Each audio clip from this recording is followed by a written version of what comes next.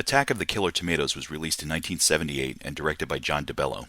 It stars David Miller, Sharon Taylor, and George Wilson. This is a low-budget spoof that knows exactly what it is and has fun with it. The story begins with a housewife doing the dishes.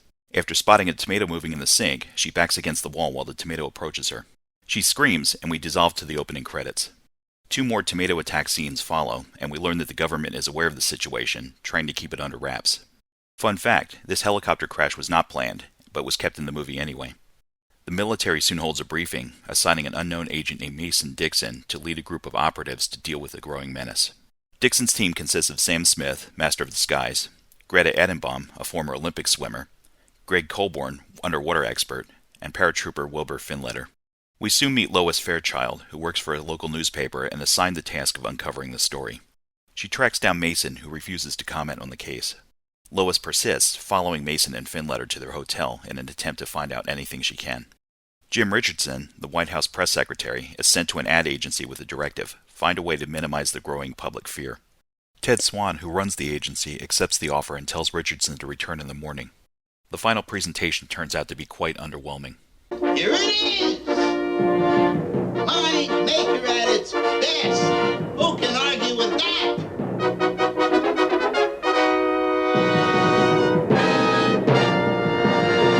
And there's more. Listen to this.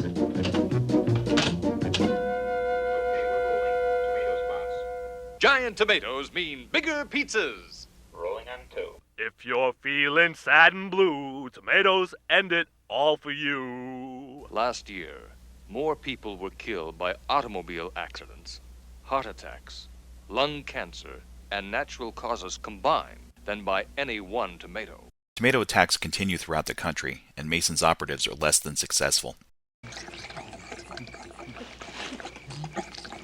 Say, will somebody please pass the ketchup?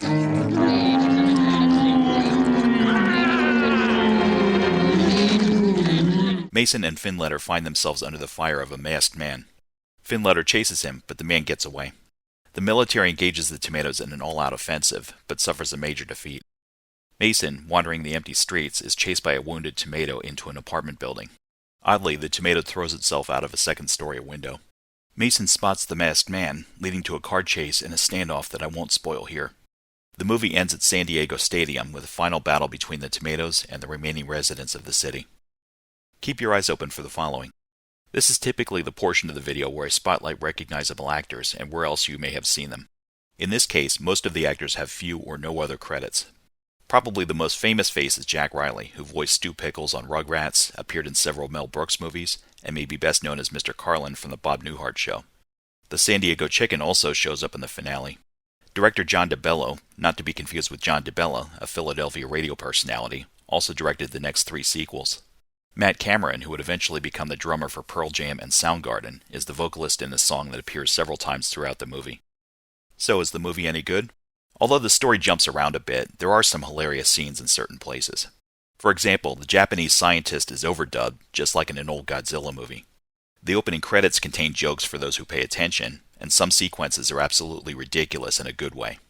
There are also a few musical numbers, which makes me wonder why this hasn't been adapted for the stage yet. In fact, if this ever does happen, I want a percentage of the royalties. I'll give this movie a 7 out of 10. Thanks for watching my video. If you'd like to see more content like this, hit like, subscribe, and ring the bell. To access my retro t-shirt store, check the links in the description. Thanks for all your support.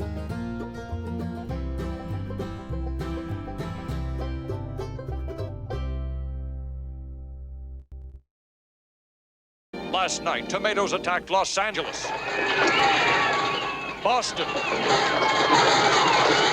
Seattle, Chicago.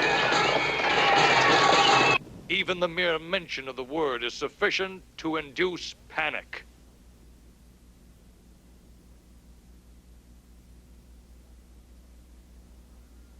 Tomato.